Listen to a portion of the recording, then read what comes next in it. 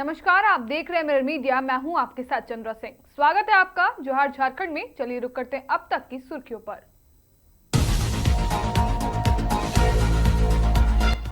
सांसद डुल्लू महतो की पहल लाई रंग। कुमारडूबी स्टेशन रोड का निर्माण हुआ शुरू।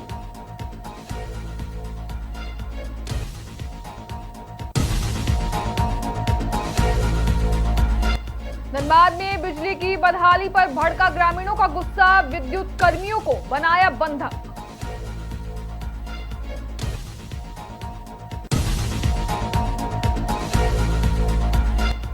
अगस्त को रांची में होगा आदिवासी एकता महाजुटान। राज्य भर से जुटेंगे लोग।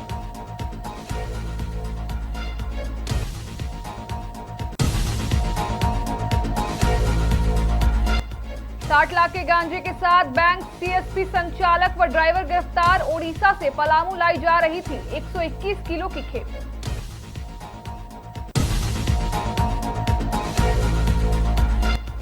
विधायक जयराम महतो की गिरफ्तारी पर अड़ा झारखंड पुलिस एसोसिएशन। पत्राचार कर कार्रवाई की मांग।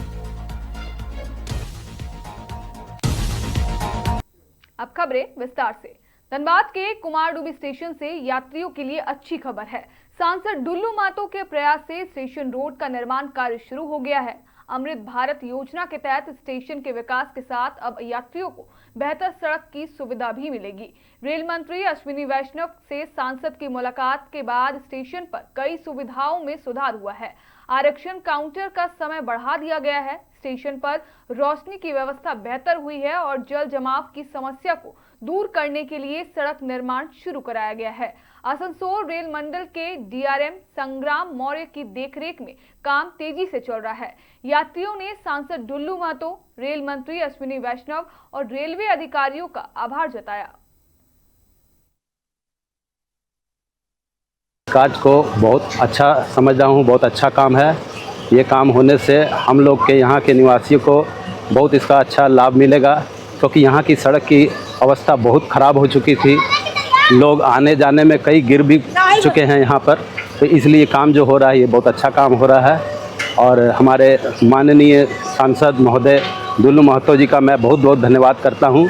और हमारे इस स्टेशन कुमारडूबी रेलवे स्टेशन पर लाइट की व्यवस्था भी हो गई, इसका भी मैं उनको धन्यवाद करता हूँ।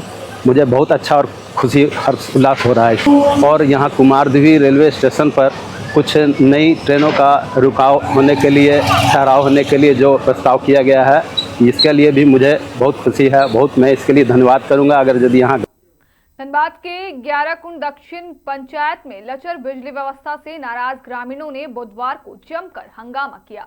आक्रोशित ग्रामीणों ने विद्युत विभाग के कर्मियों को पंचायत सचिवालय में घंटों तक बंधक बनाए रखा। ग्रामीणों का आरोप है कि कई वर्षों से जर्जर तार और पोल की कमी की समस्या बनी हुई, जिसके हादसे का खतरा बढ़ रहा है। शिकायतों के बावजूद समाधान नहीं होने से ग्रामीणों का आक्रोश बढ़ गया। मामले की सूचना पर एएसके वेंचर के महाप्रबंधक सुशोभन गोस्वामी मौके पर पहुंचे और जल्द समस्या दूर करने का आश्वासन दिया। इसके बाद ग्रामीणों ने विद्युत कर्मियों को मुक्त कर दिया। वहीं मुखिया अजय राम ने चेतावनी दी है, यदि जल्द समाधान नहीं हुआ तो ग्रामीण विद्युत विभाग कार्यालय का घेराव कर आंदोलन किया जाएगा। विभाग सुस्त नहीं है, ये एक प्रोजेक्ट है, आरडीएसएस प्रोजेक्ट है। तो ये प्रोजेक्ट हम लोग को स्टार्ट हुआ है 24 का मार्च अप्रैल 25 का मार्च अप्रैल में। तो हम लोग को पूरा डिवीज़न में काम करना है।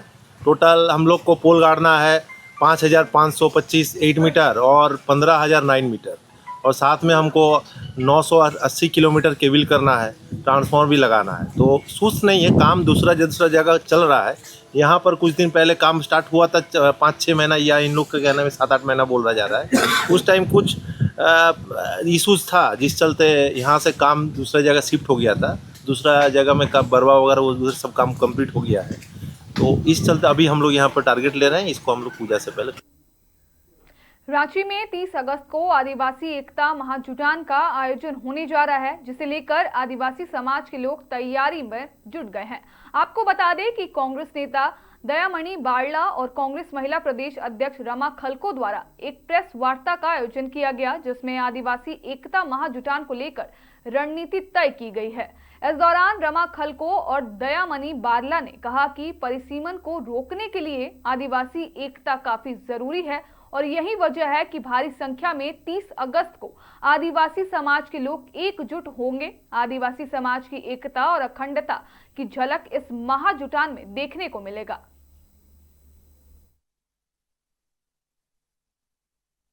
रैली जो 30 अगस्त को प्रस्तावित है और लगभग 2 महीने से इस कार्यक्रम को लेकर के हम लोगों का समय टू समय बैठक हो रहा है। अब अंतिम समय है, हमारी तैयारियां पूरी हो चुकी हैं। इस आदिवासी एकता महाजुटान रैली का मकसद है कि जो परिसीमन पुनः एक बार होने वाला है और इस परिसीमन में जो परिसीमन आयोग के सिफारिश से झारखंड में 81 विधानसभा सीट में आदिवासी सीट जो 28 है उसको घटा करके 22 किया गया था।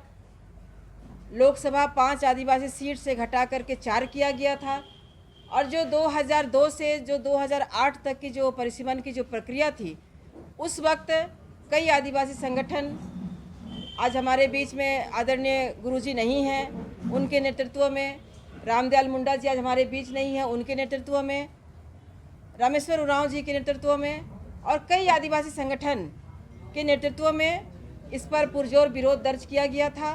परिसीमन आयोग के पास बातों को रखने का काम किया गया था।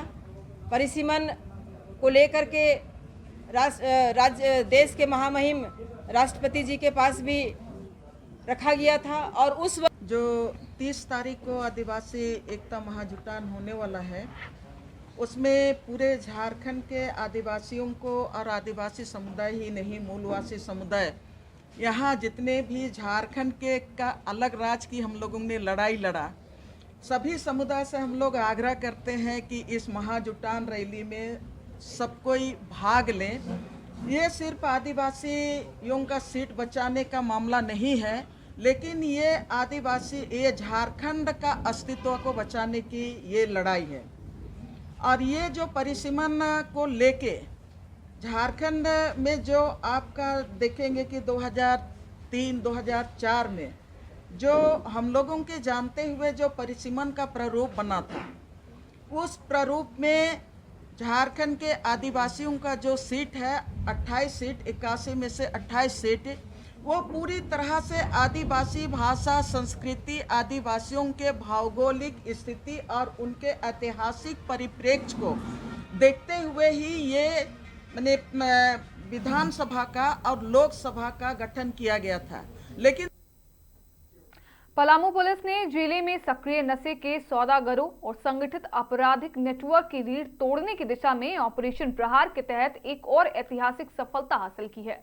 एसपी कपिल चौधरी के कुशल नेतृत्व में चलाए जा रहे ऑपरेशन प्रहार के तहत सतबरवा थाना पुलिस ने तत्परता और सटीक रणनीति का परिचय देते हुए अवैध मादक पदार्थों की अब तक की सबसे बड़ी खेप को जब्त कर लिया है। उड़ीसा से पलामू के हरिहरगंज के लिए रवाना की गई 121 किलो गांजे की विशाल खेप को पुलिस टीम ने सीमा क्षेत्र में ही नाकाम कर दिया। एसपी कपिल चौधरी ने प्रेस वार्ता में बताया कि गुप्त सूचना मिलते ही पुलिस टीम ने जाल बिछाकर सतबरवा के समीप सघन चेकिंग अभियान शुरू किया। इस दौरान संदिग्ध स्थिति में आ रही एक स्विफ्ट डिजायर कार को रोककर जब गहन तलाशी ली गई तो उसके भीतर से 121 किलो उच्च गुणवत्ता वाला गांजा बरामद किया गया। अंतर्राष्ट्रीय बाजार में इस खेप की अनुमानित कीमत करीब 60 लाख रुपए बताई जा रही है। कार्रवाई के दौरान पुलिस ने मौके से 2 मुख्य तस्करों ड्राइवर सनोज कुमार यादव और शंभू कुमार यादव को रंगे हाथ गिरफ्तार कर लिया है।